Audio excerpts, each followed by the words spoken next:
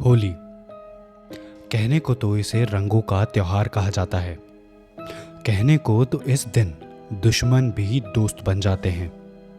कहने को तो इस दिन हर जगह खुशियाँ और रंग होते हैं।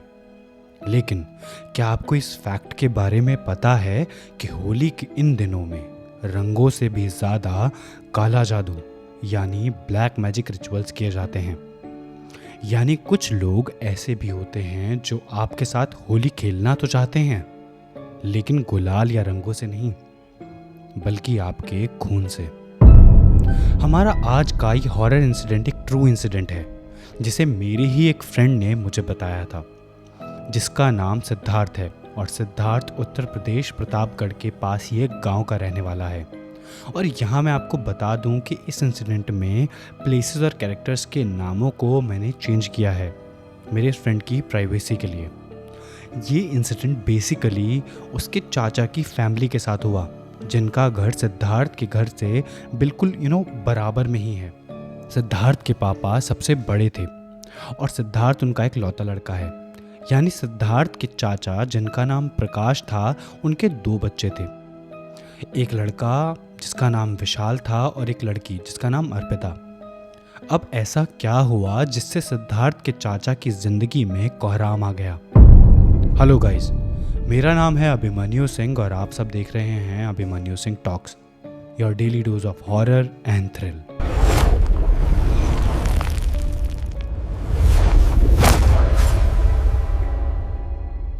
हमारे आज के इस हॉरर इंसिडेंट में आगे बढ़ने से पहले, अगर आप एक ट्रू हॉरर फैन हैं और आप मेरे चैनल पर नए हैं और आपने अभी तक सब्सक्राइब नहीं किया है, तो आपसे एक हम्बल रिक्वेस्ट है कि सब्सक्राइब ज़रूर करें।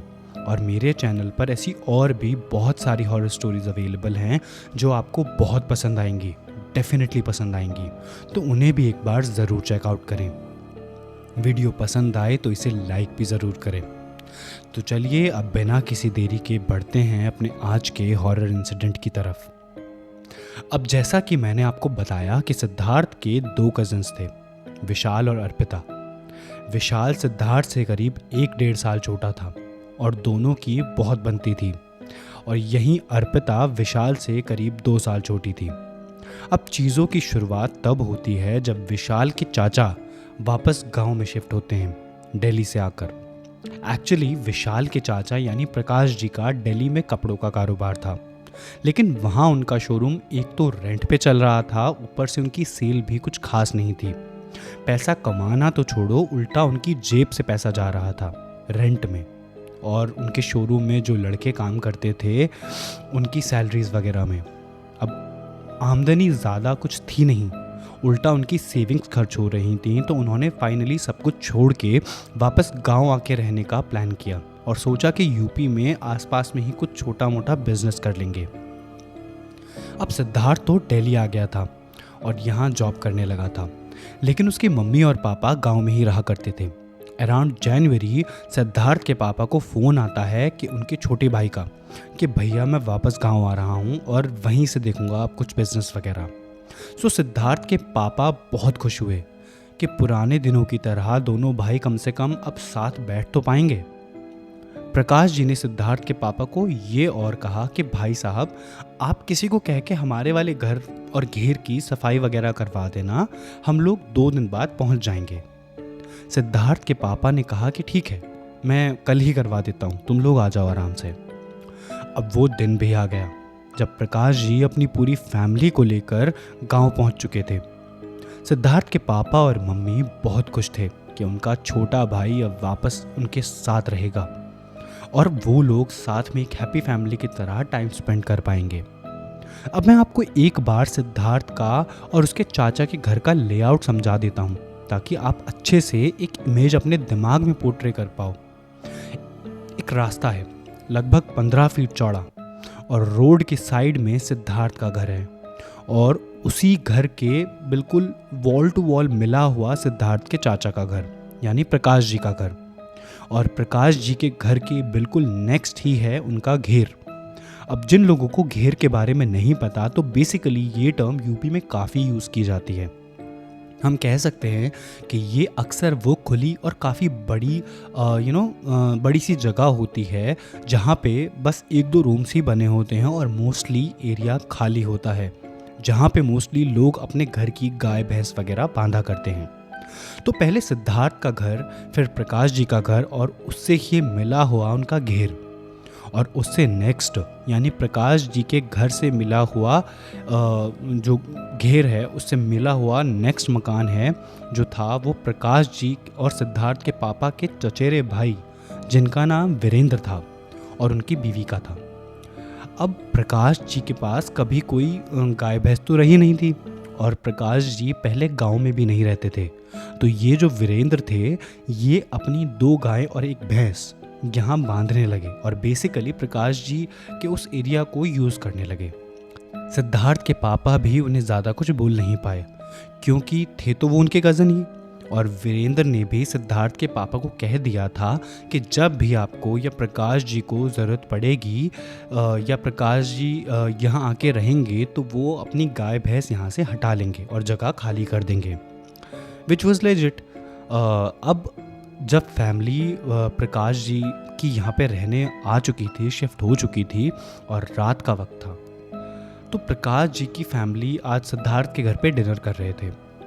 तो डिनर के बाद प्रकाश जी ने अपने बड़े भाई यानी सिद्धार्थ के पापा से पूछा और कहा कि भाई साहब आप वीरेंद्र को कह देना कि अपनी गाय भैंस हटा ले घेर से, क्योंकि प्रकाश जी उस जगह को अपने एक ऑफिस बनाने की सोच रहे थे, प्रॉपर्टी डीलिंग का। बेसिकली वो प्रॉपर्टी डीलिंग के बिजनेस में उतरना चाह रहे थे।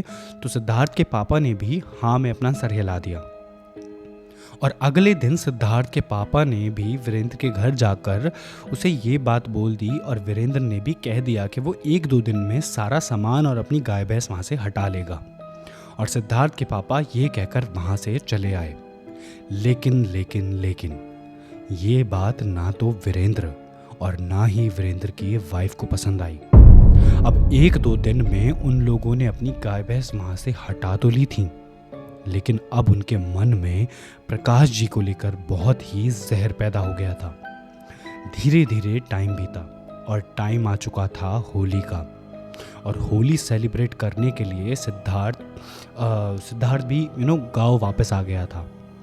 और अब तो उसके दोनों कज़न्स भी यहीं थे, तो ये होली उसके लिए बहुत ही एक्साइटमेंट से भरी होने वाली थी। अब सिद्धार्थ ने मुझे बताया कि ये बात है छोटी होली वाले दिन की। सिद्धार्थ के पापा और उसकी मम्मी और प्रकाश जी और उनकी वाइफ उनके बागों वाले मंदिर गए हुए थे होली और उनके पितरों की पूजा वगैरह करने। लेकिन सिद्धार्थ, विशाल और अर्पिता ये तीनों यहीं घर पे थे। तो इन तीनों ने डिसाइड किया कि ये लोग प्रकाश जी वाले घेर में जाकर बैठते हैं और वहाँ आराम से बैठकर बातें शातें करके टाइम स्पेंड करेंगे। तो ये तीनों पहुंच गए और लगभग 20 मिनट ही हुए थे इन्हें बैठे हुए, तभी इन लोगों ने देखा कि एक औरत घूंघट में इन्हीं की तरफ चली आ रही थी और उसके हाथ में एक प्लेट थी जिसमें कुछ तो था। जैसे ही वो इन लोगों के पास आकर खड़ी हुई और उसने थोड़ा सा अपना घूंघट ऊपर किया, सिद्धार्थ उसे पहचान गया। ये कोई और नहीं बल्कि रीना आंटी थी, जो कि वीरेंद्र की वाइफ थी, और उनके हाथ में एक मेटल प्लेट थी जिसमें 3 वाइट कलर की बर्फियाँ रखी हुई थी। रीना आंटी तीनों से बोली कि ये लो बेटा, प्रसाद है पूजा का। तीनों ने बर्फी उठा ली और देखते ही देखते, ज़्यादा ना सोचते हुए, विशाल एक बार में उस बर्फी को खा भी गया। लेकिन सिद्धार्थ और अर्पिता ने वो बर्फी अपने हाथों में ही पकड़े रखी, खाया नहीं उसको। अब रीना आंटी के जाने के बाद सिद्धार्थ ने विशाल के सर पे अपने हाथ से मारते हुए कहा, अबे बेवकूफ, तूने वो बर्फी खाई क्यों? अब रीना आंटी के जाने के बाद विशाल बोला, भैया प्रसाद था, खा लिया, क्या हो गया? खाने के लिए ही तो होता है प्रसाद। तो सिद्धार्थ ने अर्पिता और विशाल को थोड़ा अपने पास आने का इशारा किया और फुसफुसाते हुए बोला, पागल, पूरे गांव में रीना आंटी के घर की कोई भी चीज कोई नहीं खाता।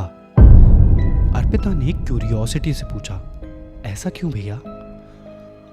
तब सिद्धार्थ ने बताया कि गांव वालों को लगता है कि रीना आंटी कुछ तंत्र मंत्र करती हैं।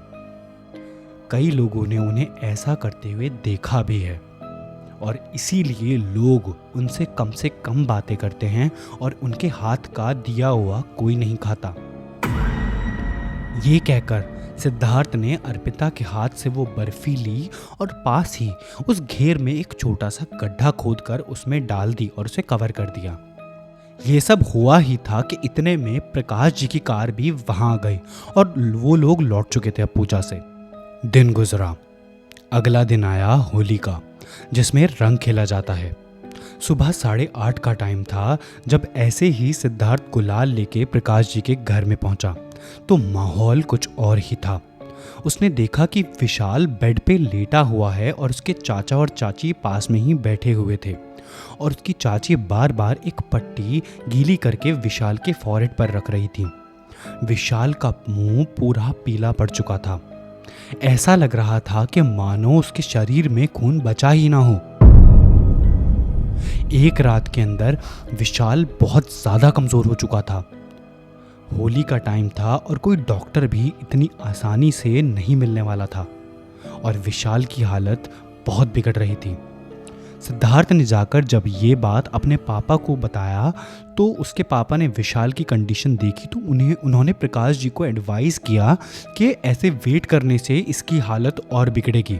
तुरंत ही सिद्धार्थ के पापा ने गाड़ी निकाली और सिद्धार्थ, अर्पिता, प्रकाश जी विशाल को लेकर प्रतापगढ़ के लिए निकल गए कि वहाँ हॉस्पिटल में एडमिट करवाना ही बेस्ट होगा। लेकिन here comes the worst part. उनके गांव से प्रतापगढ़ के रास्ते में ही विशाल को 4 से 5 बार खून की उल्टियां हुई और उसकी लास्ट वॉमिटिंग में उसके मुंह से थोड़े बाल भी निकले और ये बाल विशाल के नहीं थे। ये बाल लेंथ में बहुत ही लंबे थे, यानी किसी फीमेल के। सिद्धार्थ के अकॉर्डिंग वो लोग हॉस्पिटल से बस 10 ही मिनट दूर थे। तब विशाल ऐसे झटपटाने लगा और अपना खुद का ही गला पकड़ के उसकी बॉडी अकड़ने लगी, मानो कि कोई उसका गला दबा रहा हो। And with in 2 minutes he was no more. Vishal उन्हें छोड़ के जा चुका था। पूरी गाड़ी में सन्नाटा सा पसर गया था। किसी को समझ नहीं आ रहा था कि क्या करें। फिर भी वो लोग हॉस्पिटल पहुंचे, लेकिन हॉस्पिटल वालों ने भी विशाल को डेड डिक्लेयर कर दिया था। जब विशाल का पोस्टमार्टम करवाया गया तो बस ये सामने आया कि उसका विंड पाइप पूरा स्वलन था, जिसकी वजह से वो सांस नहीं ले पा रहा था। लेकिन किसी चोट या फिजिकल डैमेज का कोई निशान नहीं था, विच वॉज वेरी स्ट्रेंज। ये बहुत ही बुरा टाइम था सिद्धार्थ और प्रकाश जी की फैमिली के लिए। और अर्पिता को तो इतना शॉक लगा था कि जब से विशाल गया था वो कुछ बोल ही नहीं पा रही थी। विशाल की डेथ के तकरीबन 1 हफ्ते बाद सिद्धार्थ ने दिल्ली वापस आना था। अब उसने दिल्ली वापस आने से पहले अपने मम्मी और पापा को उस दिन के इंसिडेंट के बारे में बताया कि कैसे रीना आंटी आई थी उस दिन प्रसाद लेके और कैसे सिर्फ विशाल ने वो प्रसाद खाया था। जब ये सारी बात प्रकाश जी को पता चली तो प्रकाश जी और सिद्धार्थ के पापा बाकी कुछ और नीबर्स के साथ काफ़ी गुस्से में वीरेंद्र के घर के बाहर पहुंचे। और जब उन्होंने कहा कि अपनी बीवी को बाहर बुलाओ, हमें पूछना है उससे कुछ, और उन सब ने उन्हें कन्फ्रंट करना चाहा, तब वीरेंद्र ने कुछ ऐसी बात कही जिससे सब के सब हैरान रह गए। वीरेंद्र ने कहा कि रीना तो पिछले 3 हफ्तों से अपने मायके में है। व्हाट? जो कि हिमाचल प्रदेश में है। वो प्रेग्नेंट है और उसकी डिलीवरी भी वहीं होगी और कुछ दिनों में वो भी उसकी डिलीवरी की डेट जैसे ही पास आएगी तो वीरेंद्र भी वहां पे जाने वाला है। इवन कि वीरेंद्र ने रीना की ट्रेन की बुकिंग्स भी सबको दिखाई एज अ प्रूफ कि वो वहां है। अब इसके बाद कोई क्या ही कहता। अब आप सोच के देखिए कि ये सब था क्या। सिद्धार्थ, विशाल, अर्पिता, इन तीनों ने रीना को देखा था डेफिनेटली। तो क्या इसका मतलब ये था कि वो रीना नहीं बल्कि कोई डार्क एंटिटी थी? जो बस रीना का रूप लेकर आई थी। God knows. मैं बस आपसे यही कहना चाहता हूँ कि आज भी कुछ ऐसी चीज़ें हैं जिन्हें साइंस एक्सप्लेन नहीं कर पाई है या जिनका कोई साइंटिफिक एक्सप्लेनेशन आज तक नहीं है। लेकिन इसका मतलब ये नहीं है कि ये डार्क एंटिटीज़ एग्जिस्ट नहीं करती हैं।